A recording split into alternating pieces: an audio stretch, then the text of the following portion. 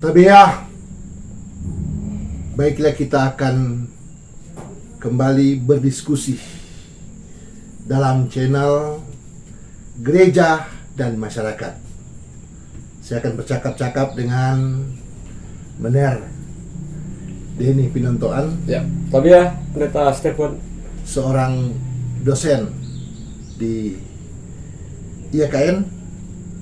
Ia akan memberikan beberapa hal, catatan-catatan penting menyangkut gereja dan ilmu pengetahuan.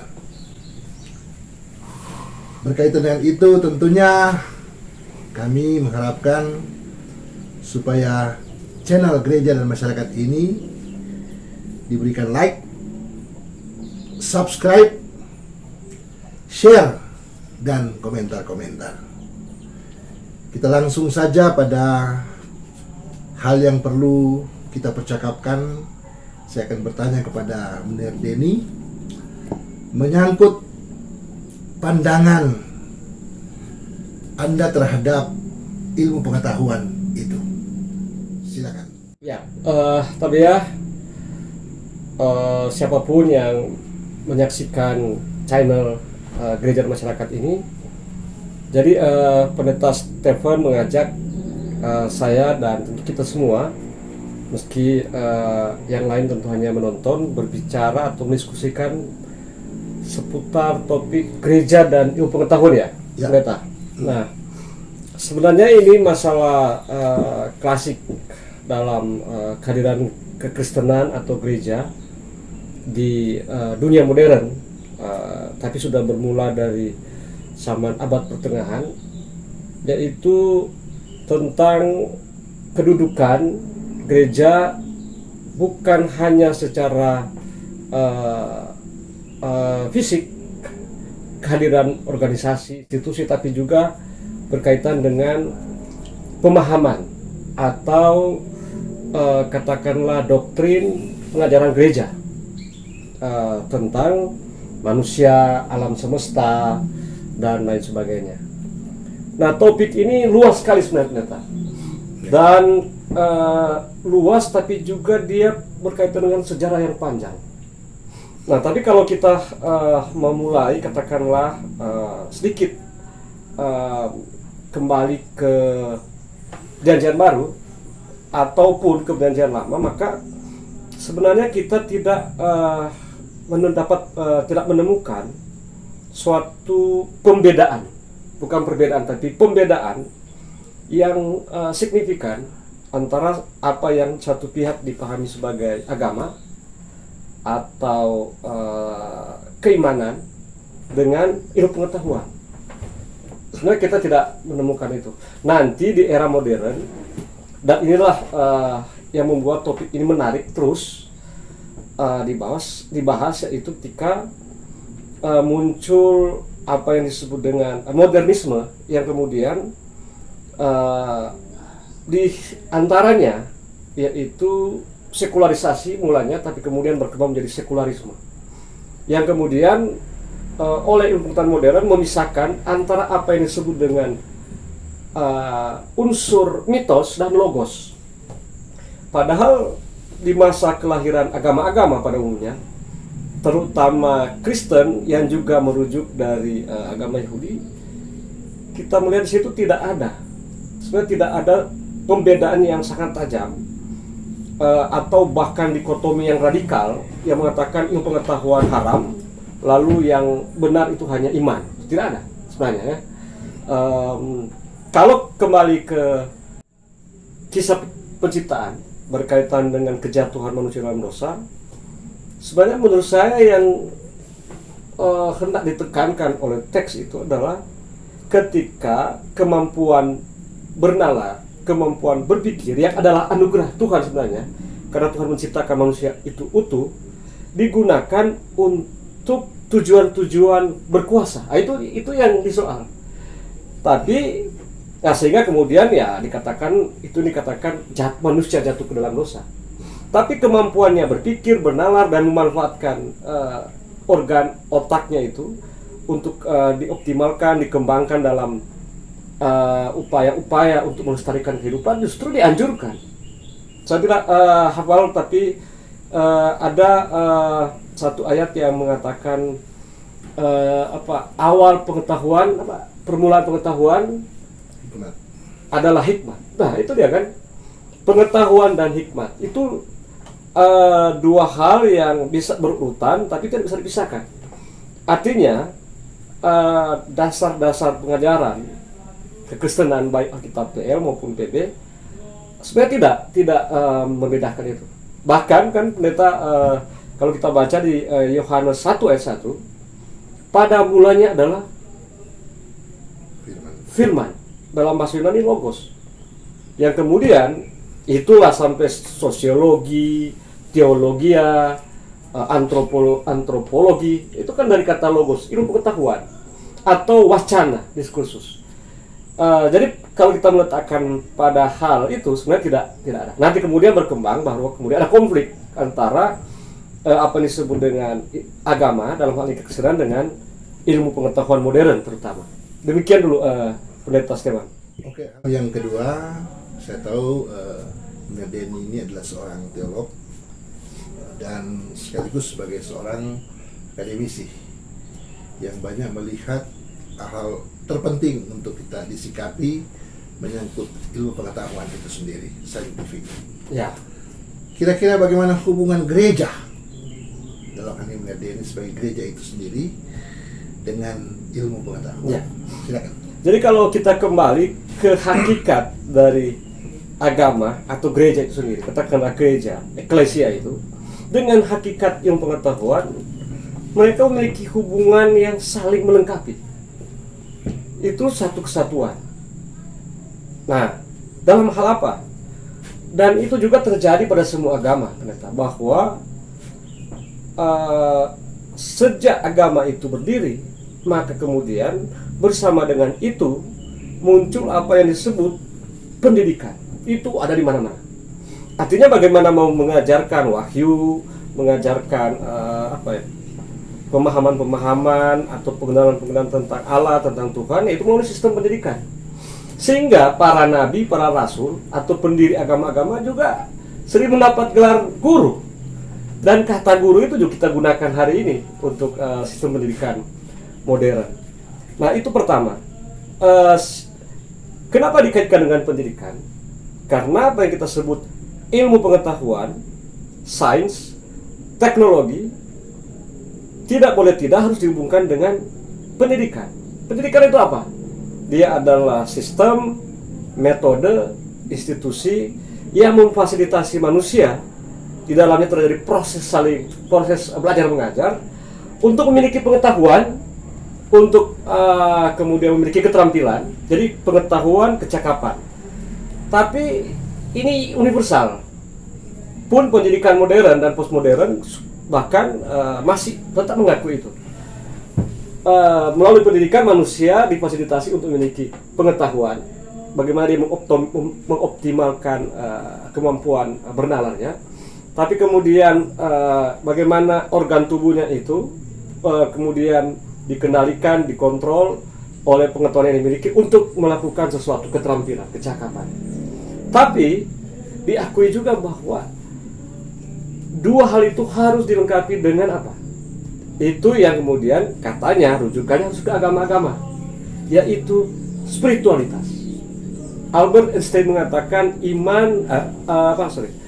ilmu pengetahuan tanpa iman, maka dia akan menghasilkan bahaya-bahaya. Kita kenal bersama kan, Albert Einstein itu seorang ilmuwan yang sangat saintifik, tapi dia harus mengakui bahwa ilmu pengetahuan itu harus memiliki etikanya. Nah, itu dia. Jadi hubungannya itu sebenarnya tidak terintegrasi. Nah, di masa agama-agama atau katakanlah kekristenan itu, dia masih sebagai sebuah fenomen sebagai sebuah fenomen keagama di masa-masa awal, sebagai sebuah gerakan. Jadi bagaimana kekristenan dengan agama itu hubungannya itu terjadi bahkan secara spiritual kan. Misalnya Yesus itu yang tentu dia tokoh penting dalam kekristenan itu, ke murid-muridnya, dan proses yang terjadi bersama dengan murid-muridnya itu adalah itu yang kemudian kita juga sebut proses berpendidikan, berpengetahuan. Mungkin katakan lebih spesifik lagi kita bisa telusuri bicara tentang gereja dan ilmu pengetahuan itu sendiri.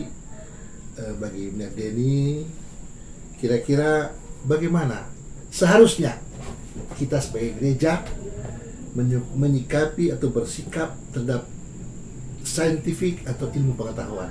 Ya, bagaimana baiknya hubungan antara keduanya, saya kira tidak terlepas dari kita harus meninjau dulu sedikit sejarah bahwa ketika kekristenan semasa sesudah para rasul itu atau bapak-bapak gereja kemudian sudah menjadi institusi besar, rupanya kekristenan sudah menjadi sangat dogmatis, dan mulai saat itulah kemudian sudah muncul seolah-olah ada dikotomi antara apa yang diajarkan oleh gereja sebagai iman dengan ilmu pengetahuan. Pada prakteknya sebenarnya keduanya tidak terpisah, sebab gereja juga berilmu pengetahuan. Misalnya gereja mendukung di masa abad pertengahan itu ya, mendukung studi-studi ilmiah. Tapi begitu ada hasil penelitian yang tidak sesuai dengan paham gereja, nah gereja menolak. Contoh itu Galileo Galilei, bahwa keyakinan dogmatis gereja yang itu kemudian berkaitan juga dengan bagaimana gereja memahami kosmologi, pusat tata surya adalah bumi. Tapi menurut Galileo Galilei tidak, hasil penelitiannya yang kemudian terbukti dan kita memahami sampai hari ini, pusat tata surya bukan bumi, tapi adalah matahari, ya kan? Dan bumi salah satu planet yang mengitari pusat tata surya. Itu mempengaruhi sekali pemahaman gereja di abad pertengahan. Nah, muncul reformasi dan lain sebagainya. Artinya yang saya bilang, konflik terutama gereja dan pengetahuan itu bermula ketika gereja sudah menjadi sangat dogmatis.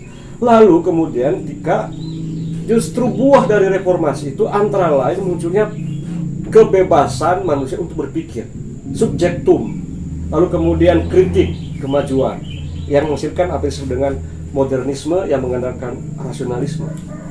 Dan itu mempengaruhi kekristenan gereja, terutama dalam hal membaca Alkitab, merumuskan doktrinnya, kemudian bagaimana memandang dunia, dan lain sebagainya. Sehingga di masa pencerahan itu, seolah-olah yang terjadi adalah konflik antara ilmu pengetahuan dan gereja, atau gereja dan ilmu pengetahuan. Saya kira pendeta ingatkan, ini jadi pengetahuan umum jika seorang Charles Darwin menerbitkan bukunya yang kemudian langsung booming di dalam wacana publik akademik, yang sebenarnya bukunya itu tidak satu teori saja, apalagi yang kemudian seolah-olah dihubungkan dengan menurut Charles Darwin manusia dari kera, yang itu langsung berlawanan dengan pemahaman gereja. Dan sebenarnya bukan itu. Bukan hanya itu, bahwa manusia atau kehidupan dalam ini hasil dari sebuah proses evolusi dan lain sebagainya.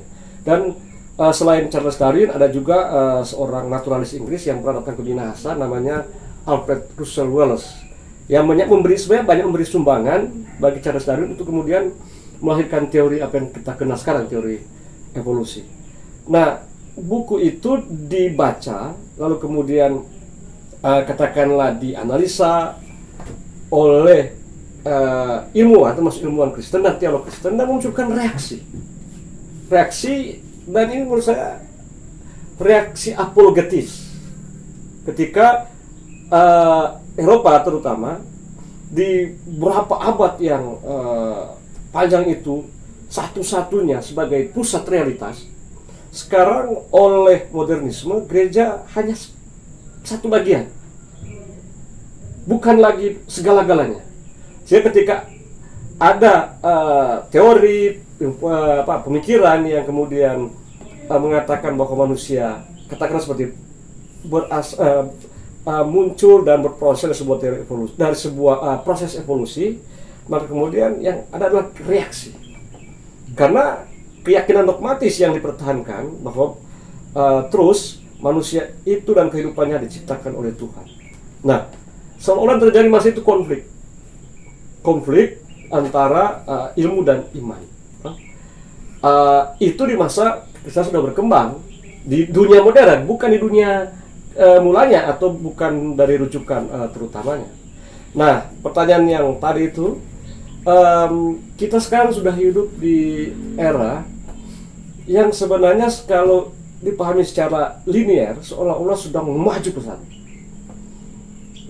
Teknologi terkini, teknologi digital seolah-olah membawa kita kepada suatu zaman yang sangat berbeda dengan masa lampau. Begitu kan, Neta? Ya. Apalagi ada yang sekarang jadi tantangan, terutama bagi agama-agama, apa yang disebut dengan pengembangan teknologi artificial intelligence. Nah, boleh jelaskan? Bahwa mesin atau yang kita sebut komputer itu sudah bisa berpikir sendiri pada batas-batas tertentu, sudah bisa mengkoreksi apa yang diprogramkan, atau sudah bisa memprogram dirinya sendiri, dan mungkin akan berkembang lagi seperti apa yang disebut dengan artificial intelligence itu. Dan itu jadi tantangan karena selama ini pertama paham gereja bahwa manusia satu-satunya makhluk termulia di antara makhluk yang diciptakan Tuhan lainnya, tumbuhan dan hewan. Tapi teknologi ini menambah satu makhluk. Makhluk itu namanya robot pintar. Wah, bagaimana kemudian kesenian gereja atau teologi memahami perkembangan ilmu pengetahuan semacam itu? Oke, saya kira cukup Pak Amner Denny. Tinggal bagaimana semacam closing statement atau kata catatan akhir sekaligus kritik ya.